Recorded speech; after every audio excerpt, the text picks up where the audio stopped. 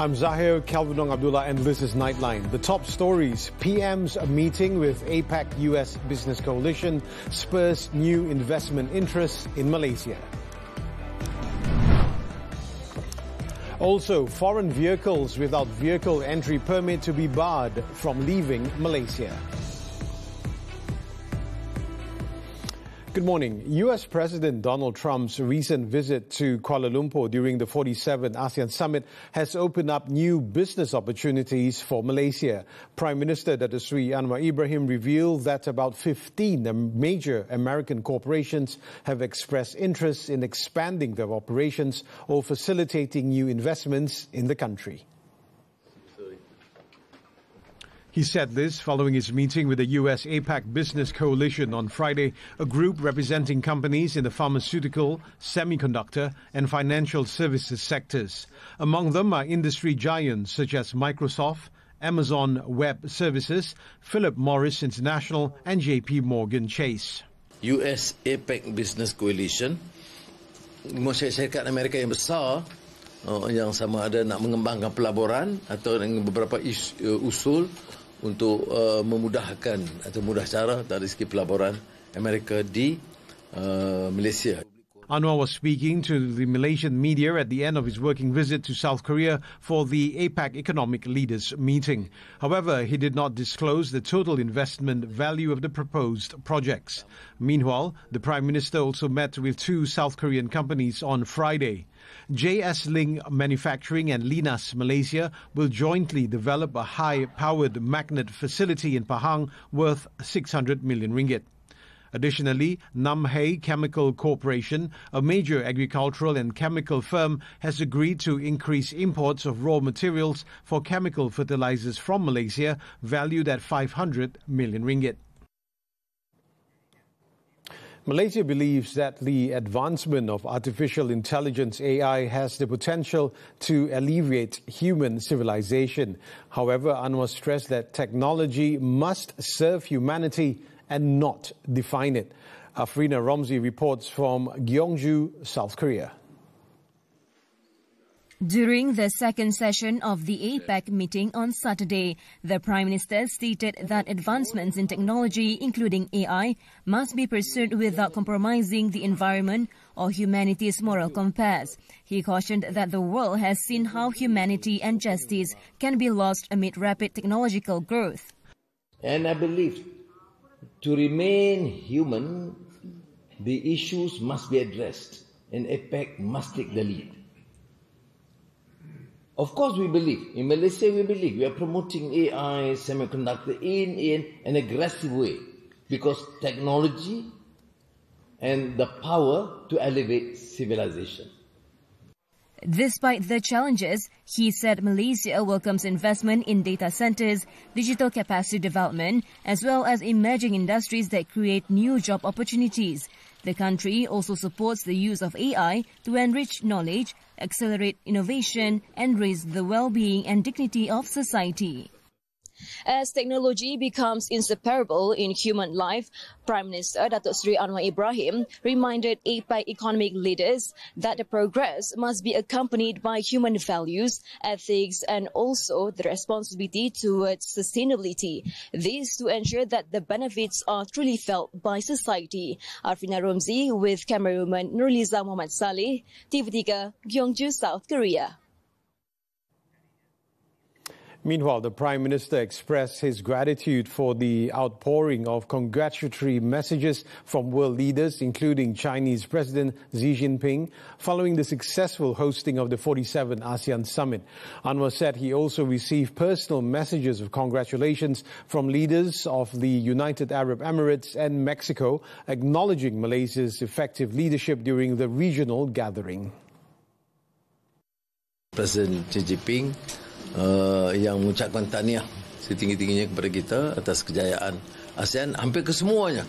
Ya, saya terharu dari UAE, dari China, dari semua negara yang Mexico ya, yang jauh, tapi bila jumpa saya terus menyatakan sambutan luar biasa atas kejayaan ASEAN.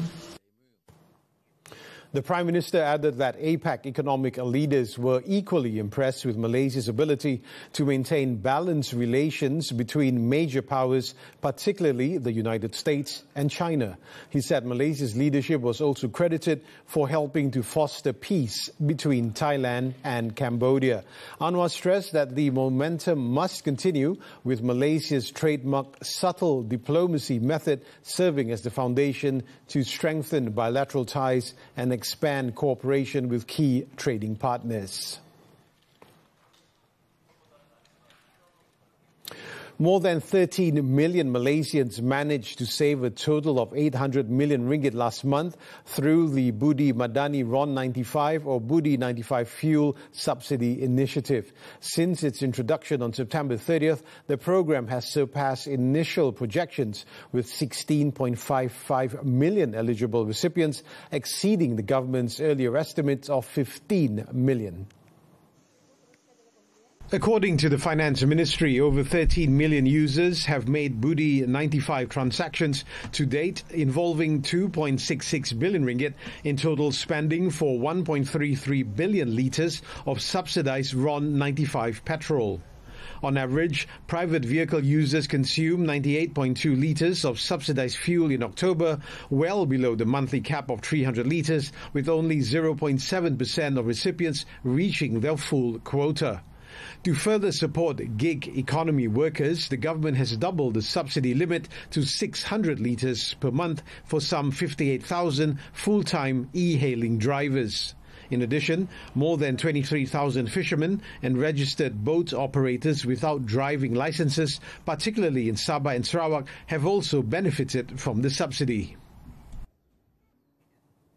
Meanwhile, investigations by the Domestic Trade and Cost of Living Ministry, KPDN, have found no violations of laws enforced by the ministry following complaints of questionable quantities and quality of RON 95 petrol under the targeted fuel subsidy. KPDN's Enforcement Director General, Dato' Azman Adam, said enforcement officers had inspected fuel pumps and checked sales records after 6 complaints were received regarding alleged insufficient RON 95 quantity. The investigation found no violations of laws enforced by the ministry.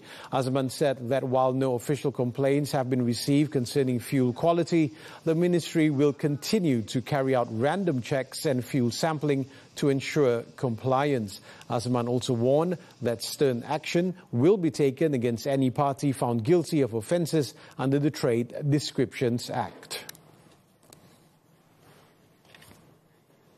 From November 15, drivers of foreign-owned vehicles lacking a vehicle entry permit (VEP), especially vehicles from Singapore, will not be allowed to leave Malaysia until they have paid outstanding fines.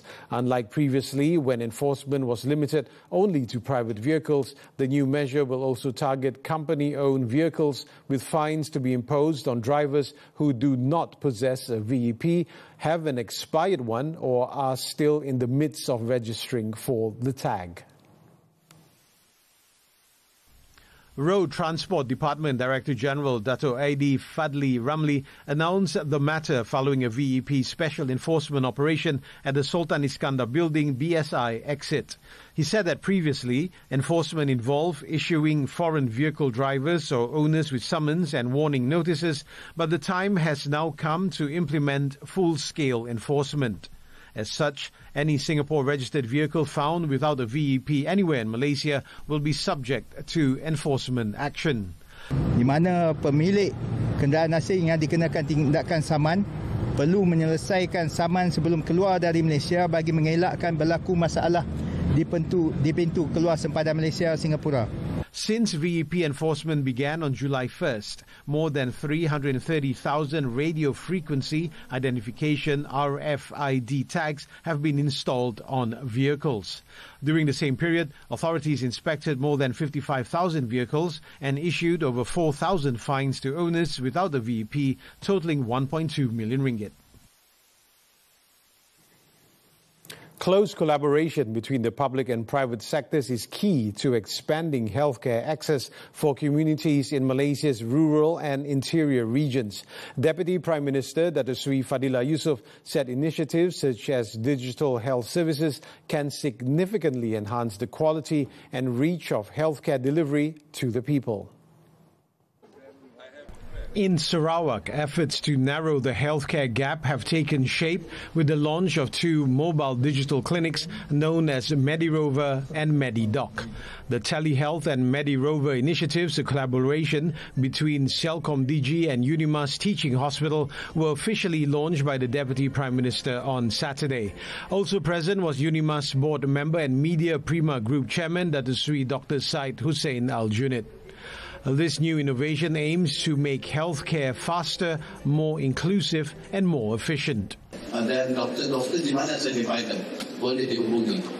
Jadi mereka boleh dijaringkan dengan doktor, dengan pakar dan sebagainya melalui sistem yang ada.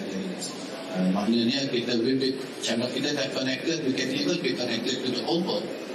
The strategic partnership between Unimas and the telecommunications sector is being hailed as a model for digital transformation in Malaysia's healthcare system, demonstrating how 5G technology and artificial intelligence can be applied to real-world healthcare solutions. The initiative also ensures integration rather than duplication of systems, strengthening existing healthcare infrastructure across the nation. The Education Ministry will soon reinstate the Student Discipline Management System, or SSDM, to its original function, only to record disciplinary offences and actions taken instead of being used for broader assessments. Education Minister Fadlina Siddiq said the move aims to reduce the workload faced by teachers.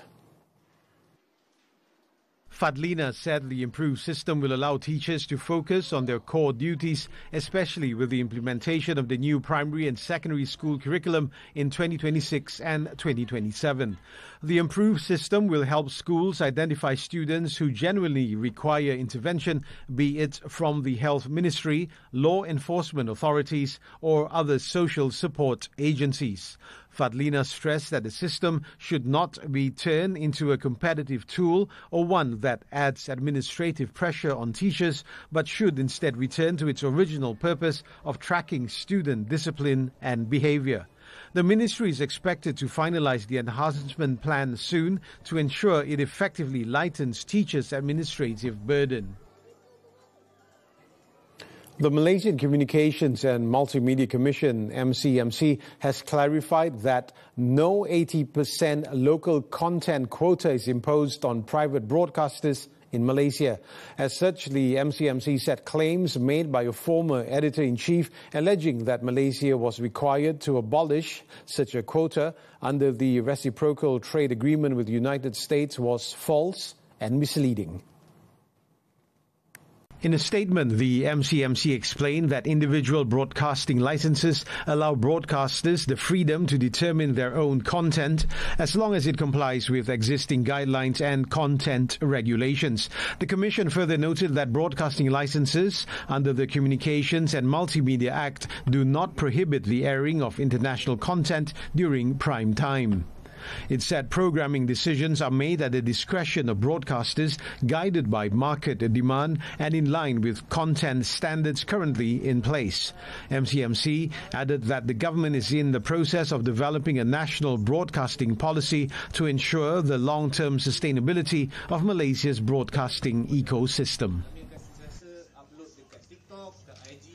Malaysia concluded its hosting of the 19 ASEAN Defence Ministers meeting, ADMM, and the 12 ADMM Plus with resounding success as all member states agreed to reinforce regional unity and security.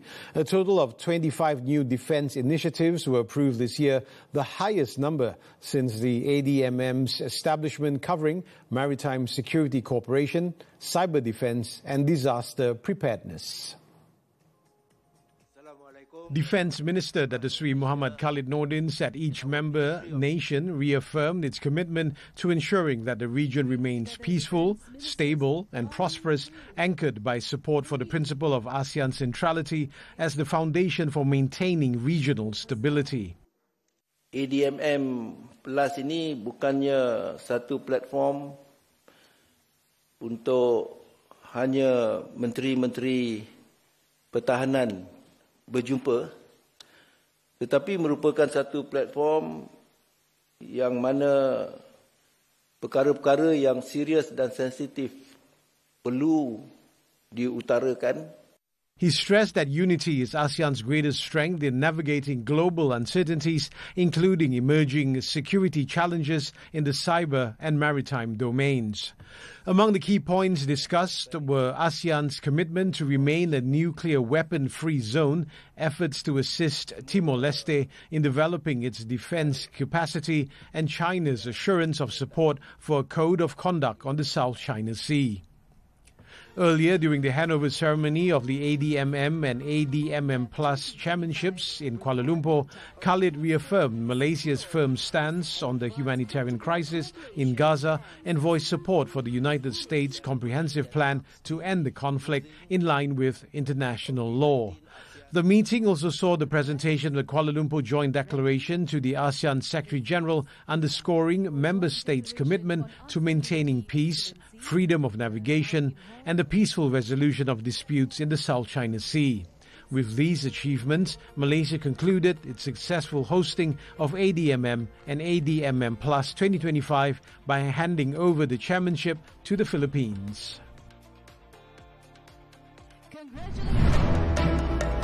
Farmer decapitated in Parang attack. The details after this breather.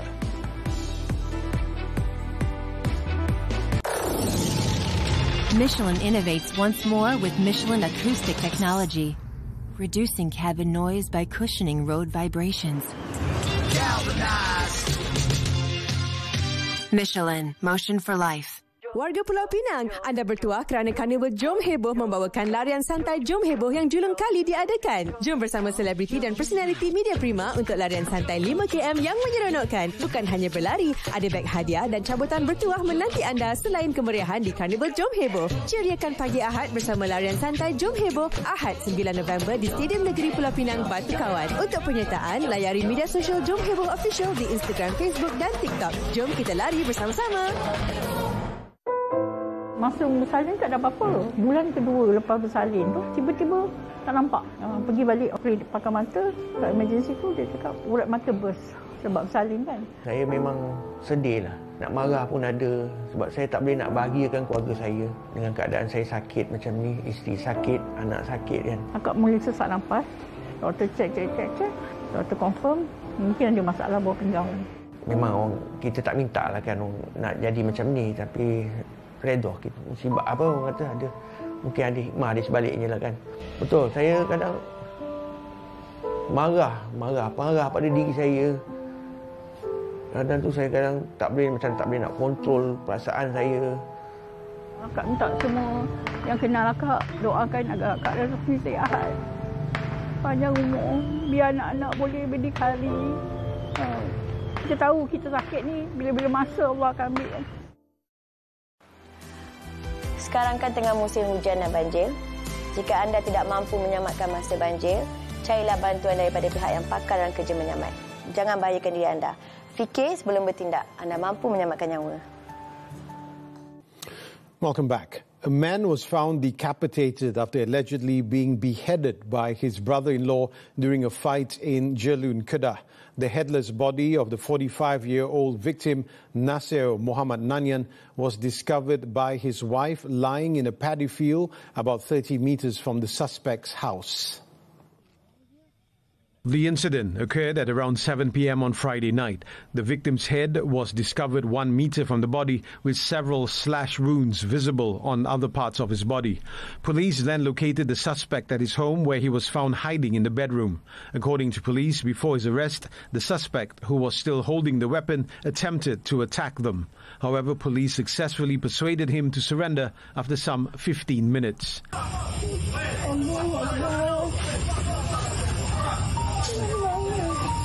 Initial investigations revealed that both men worked as paddy farmers and had no prior criminal records.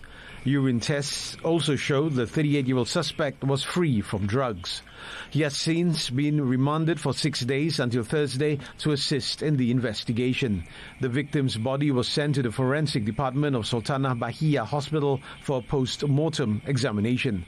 The case is being investigated under the Penal Code for murder. Meanwhile, it was an unimaginable moment for Nasir Muhammad Nanyang's wife, Maliana Awang, who said she cradled the headless body of her husband for nearly 2 hours before authorities arrived to take him away for a post-mortem examination. A somber atmosphere filled the forensic department of Sultanah Bahia Hospital, where the victims' families and friends gathered to pay their respects. Maliana recalled that before the incident, she had spoken briefly with her husband at around 6:50 p.m. when he told her that their goats had not yet returned to the pen. He later went out to look for the animals, but never came back. Moments later, a villager informed her that a fight had broken out in the nearby paddy field. Rushing to the scene, Maliana found her husband lying motionless in the field, his head severed from his body. She said the suspect, who is also her younger brother, later told police that he had gone out to bathe when he thought he saw the victim calling him from outside the house. He also claimed to have heard voices mocking and taunting him before the tragic attack occurred. Maliana explained that her brother had previously shown signs of hallucinations and depression but had never harmed anyone before. The suspect had also previously sought treatment at Al-Usta Hospital but had stopped attending follow-up sessions and refused to take his medication in recent months. The victim's remains were laid to rest at the Kampong Pida Tiga Mosque Muslim Cemetery in Jelun. Thick plumes of smoke filled the skies over the Kuala Lumpur city centre KLCC area on Saturday morning, startling nearby city residents. The fire, which broke out on the 57th floor of Tower 3, destroyed about 30% of a popular luxury restaurant.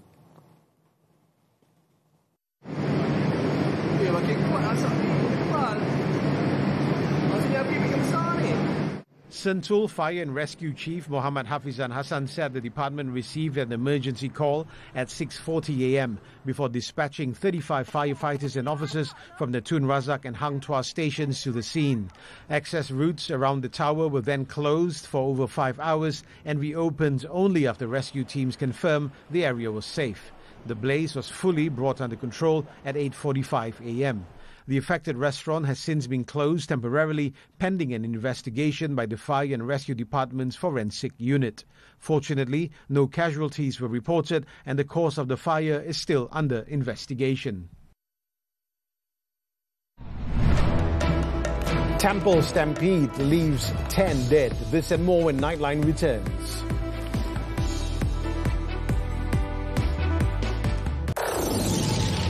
Michelin innovates once more with Michelin acoustic technology, reducing cabin noise by cushioning road vibrations. Michelin, motion for life. Fan nombor 1, itu memang kamu. Jangan tunggu. Vote laju-laju. Undi calon top 10, 37. Kita bagi kecoh. Nombor 1, bintang paling popular. You are the one. Kita tentukan. ABPBH 37. Satu keunggulan. Memang tiada lawan. Joe. Undi straight. Sampai 17 November. Scan the QR. Cepat undi-undi. Benda free. Tak payah banyak bunyi. Tak cukup. Kita ganda lagi.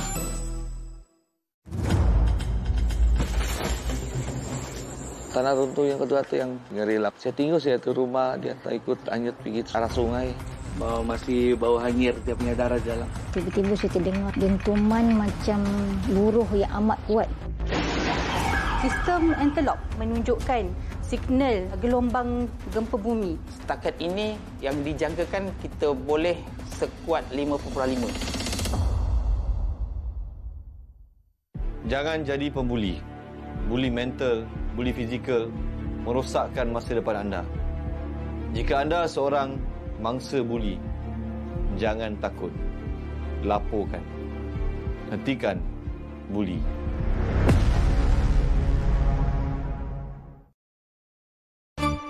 Tanyalah Ustaz minggu ini, Isnin, keindahan menjaga fitrah. Selasa, anak cerminan ibu bapa. Rabu, Al-Anfal, erti perjuangan. Kamis, lembutnya jiwa, besarnya jasa. Jumaat, tenang dengan kemaafan. Sabtu, solidariti dalam iman. Ahad, jalan menuju syurga. Tanyalah Ustaz biar tahu jangan keliru di TV3 dan TV9. Stream juga dituntun. On to the foreign front. The Israeli military has attacked the Gaza Strip for a fifth day, killing at least 5 people on Saturday in another test of the fragile U.S. brokered ceasefire. Israeli fighter jets, artillery and tanks have reportedly shelled areas around Khan Yunis. Local residents also said that Zionist forces continue the demolition of residential buildings in the Burej refugee camp in central Gaza and northern Gaza City as quadcopter drones were seen dropping grenades. This comes as Hamas said that it is ready to recover the remains of all Israeli hostages inside Gaza's Yellow Line, calling on mediators and the International Committee of the Red Cross to provide the needed machinery to accelerate the process.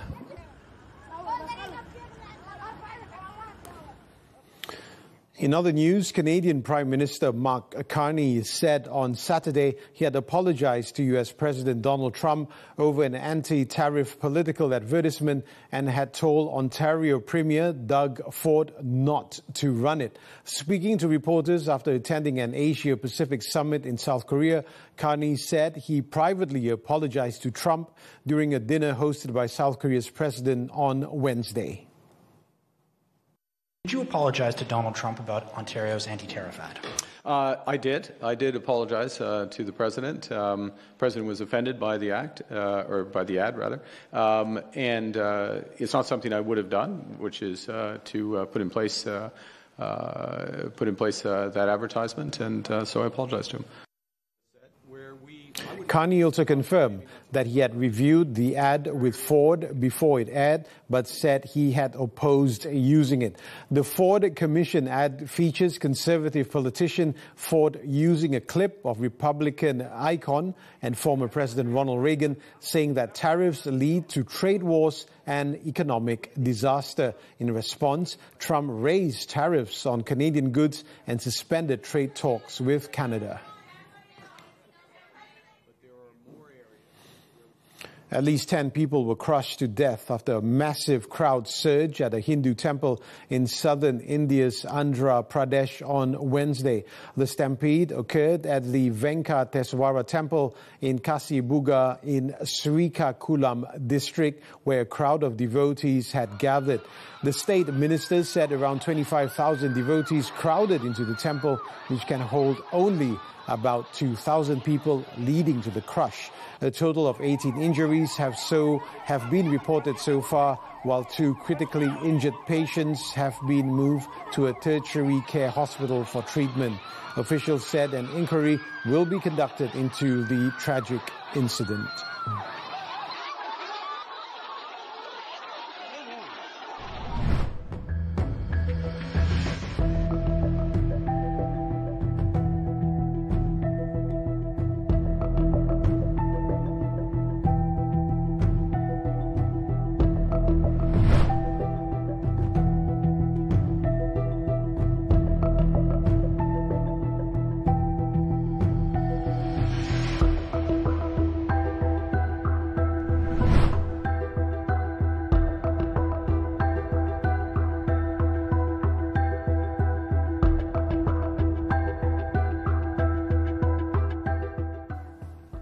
On to sports now. Football and the Super League. 3 more matches took place on Saturday night.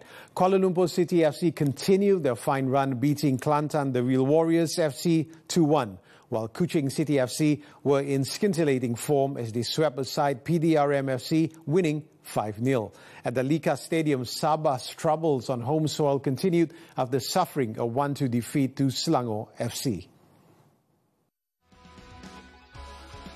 Fergus Tierney struck early in the 8th minute to put Sabah ahead, but Selangor responded before the break through Alvin Mateus Fortes. The winner came on 58 minutes when captain Muhammad Faisal Abdul Halim drilled home a low finish to seal all 3 points for the Red Giants. The result put Selangor in 5th with 13 points, while the Rhinos remain winless after 8 matches, sitting 10th with just 4 points. Moving on to badminton, the 2025 Hilo Open. It was a disappointing night for Malaysia as men's doubles pair Man Wei Chong and T Kai Woon saw their campaign come to an end in the semi-finals. The third seeds were outplayed 16-21, 15-21 by Indonesia's Sabah Karyaman and Mohreza at the Sar Lanhal in Saarbrücken. Wei Chong and Kai Woon struggled to find their rhythm from the start and were unable to match the Indonesians' pace and control. The Malaysian duo tried to push for a decider, but their opponents, coached by badminton legend Hendra Setiawan, held firm to close out the match in just 34 minutes. The defeat also meant they missed the chance to avenge Aaron Chia and So Woo Yik, who were beaten by the same pair in the quarterfinals. Turning to golf now, the 2025 LPGA Malaysia overnight leader Choi Hai-jin of South Korea showed no signs of taking her foot off the pedal as she extended her lead to 4 strokes in the third round at the Kuala Lumpur Golf and Country Club on Saturday. The 26-year-old South Korean, whose dominance is built on composure and precision, went 19 under 197 with a stellar 67. China's Yan Liu charged into second with a brilliant 65, while Australia's Hannah Green slipped to third on 202 after a costly bogey at the last. On the home front, Kelly Tan produced a strong response, leaping 17 places to 38 after carding a 4 under 68 for a 5 under total. Fellow Malaysian Mirabel Ting also impressed with the 2 under 70 despite the double bogey on the 6 that offset her early eagle on the 3rd.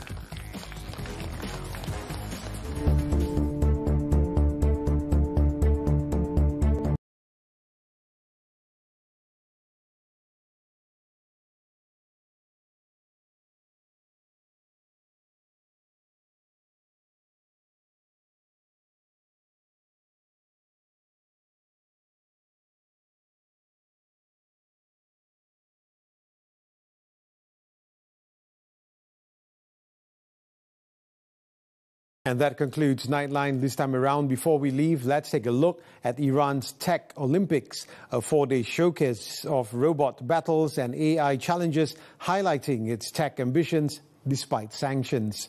With that, I'm Zahir, Kelvin, Abdullah. Thank you for watching and enjoy the rest of your weekend.